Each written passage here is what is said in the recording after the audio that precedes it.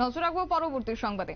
সদ্য সমাপ্ত হয়েছে রাজ্যের ত্রিস্তর পঞ্চায়েত নির্বাচন এবং এই পঞ্চায়েত নির্বাচন শেষ হতে এবার আরো এক নির্বাচনী পর্ব। এবার ভিলেজ কমিটির নির্বাচন নিয়ে এবার প্রস্তুতি নিচ্ছে সমস্ত রাজনৈতিক দলগুলি। ইতিমধ্যেই তাদের আলাপ আলোচনা তাদের শুরু হয়ে গেছে এবং ভিলেজ কাউন্সিল নির্বাচন নিয়ে এক প্রস্তুতি বৈঠকও আজ করতে দেখা গেছে কংগ্রেসের পক্ষ থেকে। ত্রিপুরা প্রদেশ কংগ্রেস ভবনে তাদের আজকের এই বৈঠক, যেখানে উপস্থিত ছিলেন ত্রিপুরা প্রদেশ কংগ্রেসের দলের সভাপতি আশিস কুমার সাহা সহ আদিবাসী কংগ্রেসের অন্যান্য নেতৃত্বরা। কি রয়েছে বিস্তারিত শুনুন।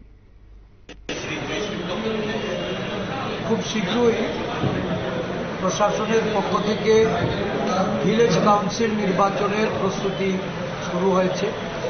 এই পরিপ্রেক্ষিতে আদিবাসী কংগ্রেস আমাদের চেয়ারম্যান সদ্য কুমার জামাতিয়া উনি আজকে আমাদের সমস্ত আদিবাসী কংগ্রেসের যারা নেতৃত্ব, প্রদেশ কমিটি, জেলা আদিবাসী কংগ্রেস কমিটি, ব্লক আদিবাসী কংগ্রেস কমিটির নেতৃবৃন্দদের আজকে সভা ডেকে ভিলেজ কাউন্সিলের প্রস্তুতি নেওয়ার জন্য বিভিন্ন নির্দেশনা এবং তাদের মতামত এবং কিভাবে নির্বাচনে প্রতিদ্বন্দ্বিতা করার ক্ষেত্রে সমস্ত যে প্রতিকূলতা, অগণতান্ত্রিক বাতাবরণ, মনোনয়ন জমা দিতে বাধা দেওয়া, মনোনয়ন জমা দেওয়ার পর নির্বাচনের লড়াইয়ে নির্বাচনের দিন পোলিং এজেন্ট, গণনা কেন্দ্রে কাউন্টিং এজেন্টদের তাদেরকে কিভাবে সেখানে এই নির্বাচনে তারা যেন সেখানে প্রতিদ্বন্দ্বিতায় থেকে প্রতিরোধ গড়ে তুলে লড়াইটাকে সম্পন্ন করতে পারে,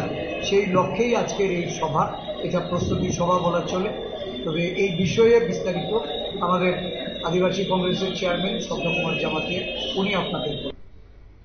আপনারা শুনলেন কংগ্রেস সভাপতি আশিস কুমার সাহার বক্তব্য। কার্যত তাদের আজকের এই প্রস্তুতি বৈঠক আগরতলা কংগ্রেস ভবনে এই বৈঠক অনুষ্ঠিত হয়েছে এবং যেখানে আদিবাসী কংগ্রেসের অন্যান্য নেতৃত্বরাও উপস্থিত ছিলেন এবং আগামী দিনে তাদের এই ভিলেজ কমিটি নির্বাচনকে কেন্দ্র করে ভালো ফলাফলেরও এক প্রকার আশাবাদী আজ কংগ্রেস।